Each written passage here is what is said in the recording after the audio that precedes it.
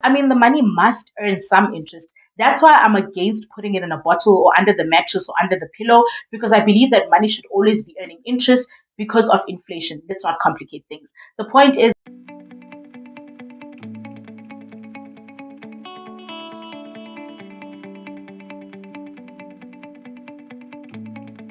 hi guys, my name is andiswa.mojapelo and welcome to my channel, and thank you so much for joining me for this video.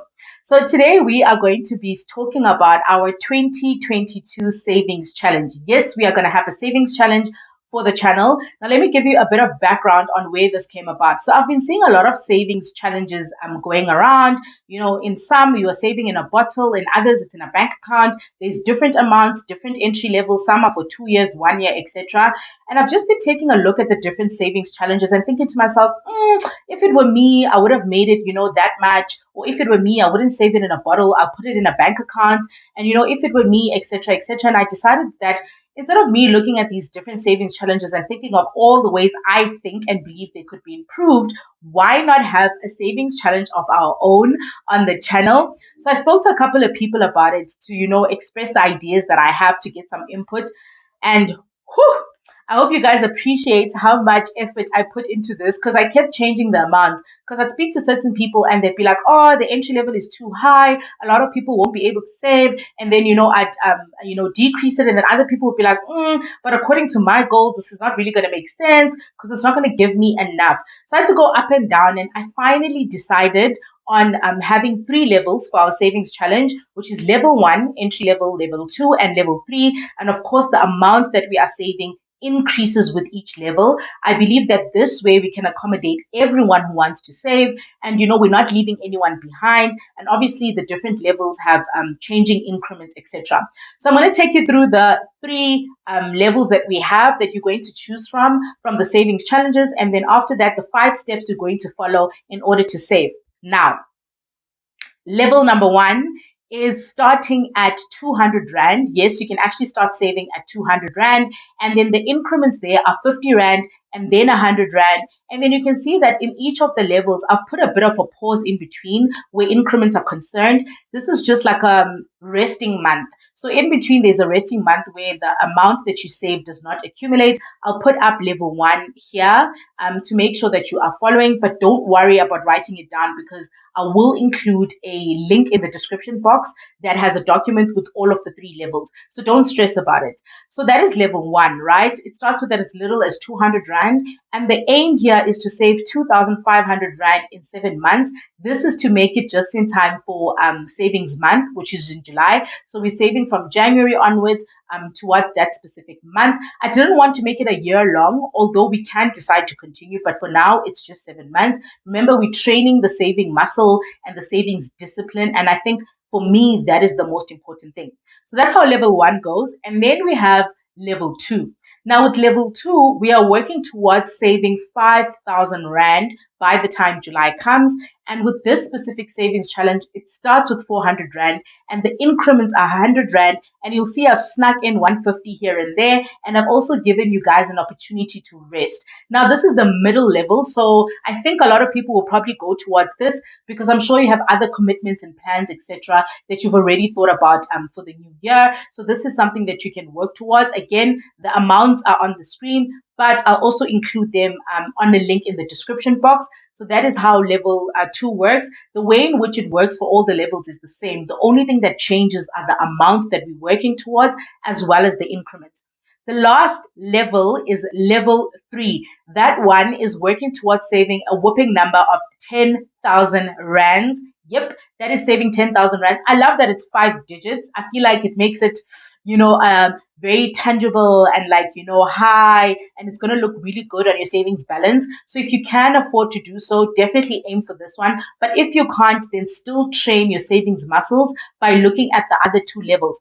So here we're saving towards 10,000 rands, and we're going to start at 800 rand. The increments are 200 rand. You'll see a snuck in 300 rand here and there, and then I've given you a month to rest, right? So remember that the month to rest is in a specific month which you can take, but you can also decide to choose the month in which you rest and you don't have an increment. I think the most important thing is that the amount increases and that at the end of 7 months, you do have the money that you are saving for, whether it's 2,500 rand, 5,000 rand, or 10,000 rand. Great. Now that we all know how the three levels work, let's now chat about what are the steps that we need to take in order to start. Step number one is find the money. You need to understand where this amount is going to come from. Now, I know some people are going to be like, oh, relax, andiswa, it's just 200 rand, it's just 400 rand, or 800. I'm going to be able to come up with the amount. The thing is, when you take the amount for granted and you actually don't have that disposable income, you're going to end up using another budget item for the savings challenge. And that's going to make you, lack in terms of staying disciplined because you've used money for something else and now you're short and now you need to withdraw. You know how it goes. So make sure that even if it's 200 rand a month, where is that money going to come from? Find the money. The second step is give your goal a name. Also very important. Don't name your goal savings challenge or, savings. Understand what it is that you want to achieve with your 2,500 rand, with your 5,000 rand, with your 10,000 rand. What that's going to do is it's going to keep you motivated. It's going to give you a nice prize vision idea of what you're working towards. It's also going to make savings very tangible. And for investments and savings, you need to have a tangible goal. Otherwise, you sacrifice very easily, you fall short very easily along the way, and all of those other things. So, if you have debt, you could prioritize that and say debt repayment. If you don't have an emergency fund, you could name your goal emergency fund. If you don't have a travel fund, I know I'm likely to name my goal travel fund because, as I mentioned in my previous video, I stopped saving towards traveling because in the past 2 years we haven't really been able to do anything. So I think I'm going to name my goal travel fund and work towards that. Make sure that you name your goal. The third step is find a savings account that has minimal costs and fair interest rates. Now, guys, we're not going to grow our money by 30% in, a space of 6 to 7 months, realistically speaking, if you look at the interest rates and what's going on. But, the money must earn some interest. That's why I'm against putting it in a bottle or under the mattress or under the pillow, because I believe that money should always be earning interest because of inflation. Let's not complicate things. The point is, find a reliable savings account that you can save your money in. Ideally, it should be an account that you're not going to open from scratch because then you have new fees and it gets complicated. So you could have a little pocket in your existing bank account or something else that's going to be very easy for you to do and won't cost you a lot in fees. It's very important that your savings account does not erode the savings that you have. For example, if you're saving 200 rand a month, you don't want a bank account that's going to charge you 99 rand per month. 200 minus 99, it means you only left with 101, right? So it's not going to make sense. Make sure the fees are affordable, cheap, or minimal. Or if you use an existing account, it means you're not paying additional fees, which means you get to lock in your interest. And that's a great benefit. I personally will be adding a goal to my Time Bank account, my existing Time Bank savings account. I'm just going to add another goal and name it, travel fund. And then I'll put my savings challenge there. So do something like that, but just make sure, again, you are mindful of costs. Make sure it's minimal effort. It's not going to cost you a lot of effort or a lot of money, etc. That is step number 3. Step number 4. Now, I am a believer of debit orders and, like scheduled payments, etc. to make sure that you just simplify transactions out of your bank account that you are responsible for. However, given that in the savings challenge, the amounts do increase on a monthly basis, they are not fixed. I figured that, making a scheduled payment might be a bit complicated. So set a reminder, make sure that you book it in your calendar for payday, set a reminder, or however it is, write it in your journal. However it is that you remind yourself of everything else that you have to do on payday, make sure that you set a reminder for this so that you stay disciplined and you stay consistent on a monthly basis and you understand how much you need to contribute. If this means framing and, printing your savings challenge, level and putting it on top of your bed, whatever you need to do, but make sure that it is something you remember and it is something that is visible that you can look at and know that, okay, cool, every time I get paid, this is something that I need to do. The last step, which is step number 5, is stay disciplined and stay accountable to the challenge.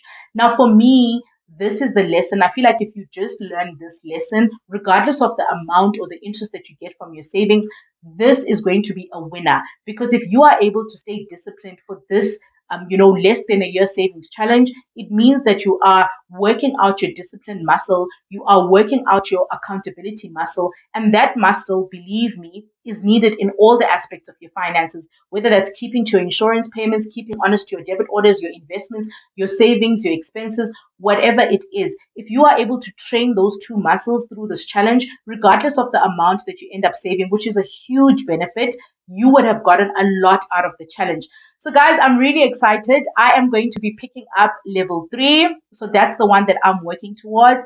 And, I'm also going to be doing some check ins. I feel like every 2 months or 3 months is more than enough. But if you do need me to do regular check ins, you can let me know in the comment section. Otherwise, find an accountability partner if you have to. Tell someone, make sure that you are on this challenge and you're not letting it go. And make sure, like I said, that you are training those two muscles. Let me know in the comment section which level you are going for and what your goal is, so I can also help keep you accountable to the things that you want to achieve. Thank you so much for watching this video till the end. And please make sure to give me a huge thumbs up if you did enjoy it, and consider subscribing if you haven't, so I can see you in the next one. Bye.